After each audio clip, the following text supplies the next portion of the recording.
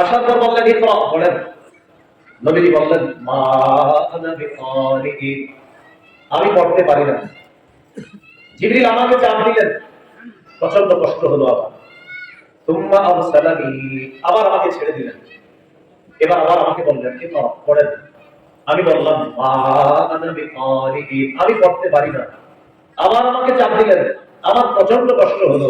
তুম্মা আরসালানি, আবার আমাকে ছেড়ে দিলেন, কষ্ট দূর হয়ে গেল। এবার আবার বললেন ইকরা পড়েন।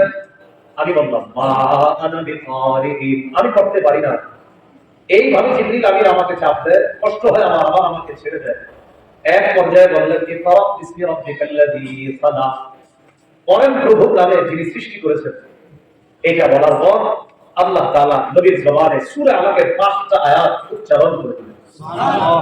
রাসূলের জন্য সহজ করে দিলেন। রাসূল 5টা আয়াত উচ্চারণ করলেন সাল্লাল্লাহু আলাইহি ওয়াসাল্লাম। কোরআনের আয়াত নিয়ে হেরা পর্বত থেকে রওনা করলেন। রাজা বিহা ইয়ারজুফু ফুআদু, কোরআনের আয়াত নিয়ে পরিবারের কাছে আসছে, অন্তর কাঁপতেছে। বাসায় এসে পরিবারকে বললেন জাম্মিলুনি জাম্মিলুনি, আমাকে চাদর দিয়ে আবৃত করো, আমাকে চাদর দিয়ে ঢাকো। ফাজাম্মালুহু, পরিবারের সদস্যরা তাকে চাদর দিয়ে ঢাকলেন। ফাকালা লাহা আও আখরাবাল খাবর, রাসূলুল্লাহ সাল্লাল্লাহু আলাইহি সাল্লাম আম্মাজান খাদিজাকে পুরো ঘটনাটা শুনাইলেন, যা যা। এরপর বললেন খাদিজা লাকাদ খাশিতু আলা নাফসি, আমি নিজের ব্যাপারে আশঙ্কা করতেছি, আমার ভয় হইতেছে, কি হচ্ছে আমার সাথে। আম্মাজান খাদিজাতুল কুবরা রাদিয়াল্লাহু তাআলা আনহা জবাব দিলেন কাল্লা ওয়াল্লাহ মা ইউযিকাল্লাহু আবাদা, কখনো না, আল্লাহর কসম, আল্লাহ আপনাকে কখনো লাঞ্ছিত করবেন না। সুবহানাল্লাহ। কেন করবে না? আপনার কিছু গুণ আছে, এই গুণ থাকলে ওই মানুষটা দুনিয়াতে ভালো থাকে, ওই মানুষটা রহমানের রহমতের চাদরে আবদ্ধ থাকে, এই গুণাবলী আপনার মাঝে আসে। সেই গুণগুলা কি? এক নাম্বার ইন্নাকা লাতাসিলুর রাহিম, আপনি রক্তের সম্পর্ক রক্ষা করেন, আত্মীয়তার সম্পর্ক বজায় রাখেন। 2 নম্বর ওয়া তাহমিলুল কাল্লা, আপনি অসহায় দুস্থদের বোঝা বহন করেন। 3 ওয়া তাকসিবুল মা'দুম, নিঃস্ব যারা তাদের সহযোগিতা করেন। 4 ওয়া তাকরিদ দাইফা, আপনি মেহমানদারি করেন। 5 ওয়া তুইনু আলা নাওয়াইবিল হক, সত্যের পথে চলতে গিয়ে যারা দুর্দশাগ্রস্ত হয়, বিপদের মধ্যে পড়ে, আপনি তাদেরকে সহযোগিতা করেন। এই গুণাবলী যাদের মধ্যে আছে, এই মানুষটার ব্যাপারে আমি হাদিজার বক্তব্য, আল্লাহ কসম, আল্লাহ আপনাকে লাঞ্ছিত করবেন না। সুবহানাল্লাহ। এই 5টার মধ্যে একটা কি? তাকরিদ দাইফ, আপনি মেহমানদারি করেন। এই হাদিস থেকে বুঝলাম মেহমানদারি আমাদের নবীর সুন্নাত, রাসূলুল্লাহ সাল্লাল্লাহু আলাইহি সাল্লামের সুন্নাত মেহমানদারি করা। 3 নম্বর আলোচনা মেহমানদারির ব্যাপারে, মেহমানদারি সাহাবীদের সুন্নাত। কার সুন্নাত? সাহাবীদের। এই ব্যাপারে কি হাদিস শুনি? সহিহ বুখারীর বর্ণনা 3798 নম্বর হাদিস। হাদিসের বর্ণনাকারী আবু হুরায়রা রাদিয়াল্লাহু তাআলা, তিনি বলেন আন্না রাজুলান আতান নবী সাল্লাল্লাহু আলাইহি ওয়াসাল্লাম, এক ব্যক্তি রাসূলুল্লাহ সাল্লাল্লাহু আলাইহি সাল্লামের কাছে আসলেন। আসার পর ফাবাআতা ইলা নিসাইহি ফাকুলনা মা ইনদানা ইল্লাল মা, নবীজি তার বিবিদের ঘরে লোক পাঠাইলেন মেহমানকে মেহমানদারি করার মতো কোনো খাবার আছে কিনা এটা জানার জন্য। তো নবী বিবিদের ঘর তালাশ করে ঘরের খবর নিয়ে সাহাবী আয়েশা নবীকে জানাইলেন।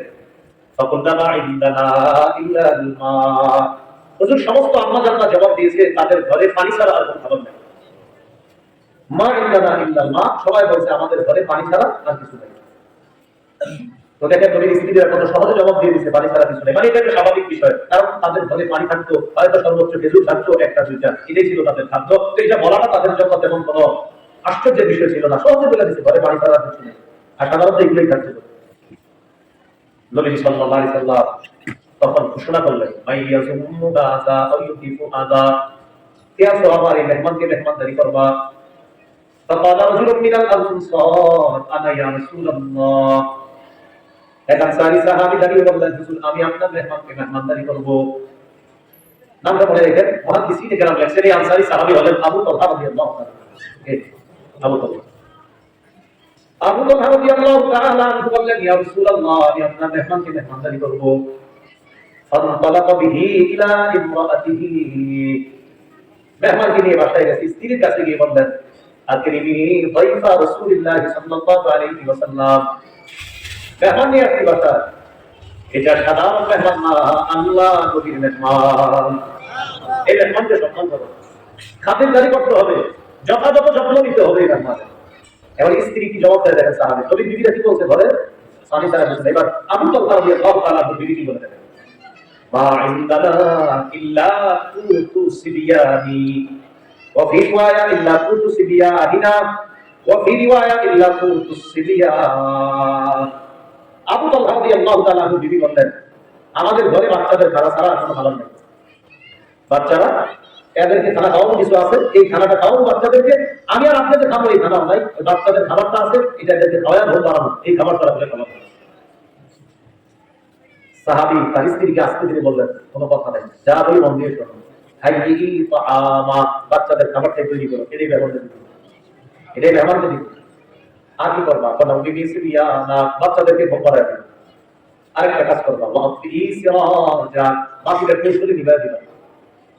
এক নম্বর এই খাবারই প্রস্তুত করো, দুই বাচ্চাদেরকে ঘুম পাড়ায় দাও, তিন নম্বর বাকি নিবাই দিবা।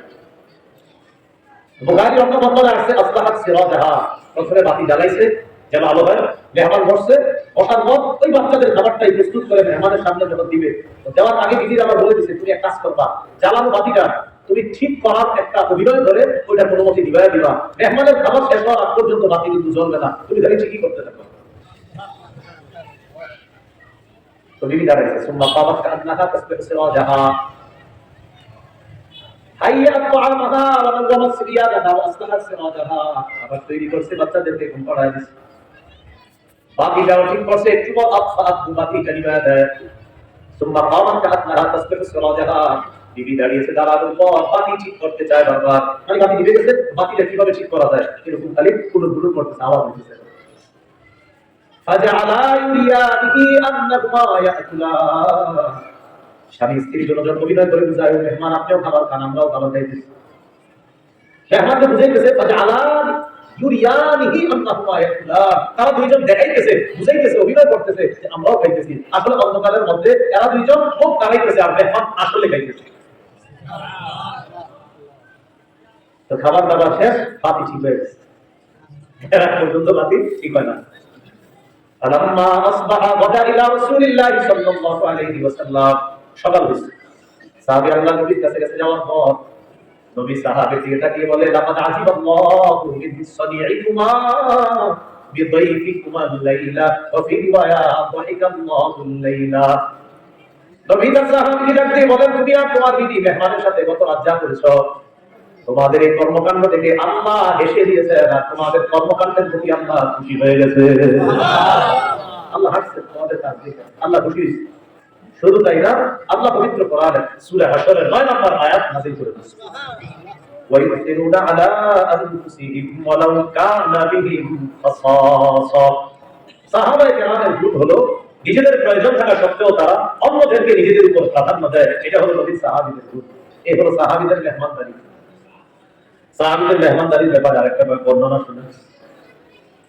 মুহাম্মদ ইবনে সিরিন রাহমাতুল্লাহি আলাইহি, ইমামুল মুআব্বিরিন, শব্দের ব্যাখ্যা যারা করে, এই ব্যাখ্যাকারকদের ইমাম বলা হয়, ইমামুল মুআব্বিরিন মুহাম্মদ ইবনে সিরিন রাহমাতুল্লাহি আলাইহি, তিনি বর্ণনা করেন, কানা আহলুস সুফফাতি ইযা আমসাউ, আহলুস সুফফা, মসজিদে নববীর মাদ্রাসাতুস সুফফার যে ছাত্র আছে, এই ছাত্রদেরকে আহলুস সুফফা বা আসহাবুস সুফফা বলা হয়। নবীর প্রতিষ্ঠিত মাদ্রাসা একটা মক্কায়, সেটা হলো দারুল আরকাম, আর মদিনায় সর্বপ্রথম প্রতিষ্ঠিত মাদ্রাসা এটা হলো মাদ্রাসাতুস সুফফা।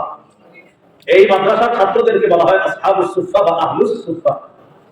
বর্তমানে যারা হজে যাবেন, উমরায় যাবেন, যদি মদিনায় যান, সেখানে গিয়ে দেখবেন পিতলের কালারের শিকল দিয়ে একটা জায়গা ঘেরাও করা আছে ছোট্ট করে, ওই জায়গায় নবীজি সাহাবীদের ক্লাস করাইতেন, সাহাবীরা সেখানে ক্লাস করতেন। ওই ক্লাসের শ্রেষ্ঠ ছাত্রদের একজন আমিরুল মুমিনিন ফিল হাদিস আবু হুরায়রা রাদিয়াল্লাহু তাআলা, মাত্র 3 বছর নবী ছাত্র হওয়ার সৌভাগ্য অর্জন করেছেন। কয় বছর? আবু হুরায়রা নিজে বলেন, আলা মিল ইবনি, আমি পেটে ভাতে নবীর দরবারে পড়ে থাকতাম, পেটে ভাতে। পেটে ভাতে মানে খাবার পাইলে খাইতাম না, পাইলে খাইতাম না, ক্লাস মিস করতাম না। মাত্র 3 বছর ছাত্র ছিলেন, তো হাদিসের যে কোন কিতাব খুলবেন আবু হুরায়রা নামটা পাবেন। ওই ছাত্র যারা মাদ্রাসাতুস সুফফার ছাত্র, ইদা আমসাউ, যখন সন্ধ্যা হইতো ইনতালাকা রাজুলু বির রাজুল ওয়া রাজুলু বির রাজুলাইন ওয়া রাজুলু বিল খামসা, একজন সাহাবী দুইজন ছাত্র বাসায় নিয়ে যেতেন, কোন সাহাবী একজনকে বাসায় নিয়ে যাইতেন, কোন সাহাবী পাঁচজনকে বাসায় নিয়ে যাইতেন। ওয়া আম্মা সাদ ইবনে উবাদা ফাকানা ইয়ানতালিকু বিসামাদিনা কুল্লা লাইলা, নবী সাহাবী সাদ ইবনে উবাদা তার এমন গুণ ছিল প্রতি রাতে 80 জন মানুষের মেহমানদারি করতেন।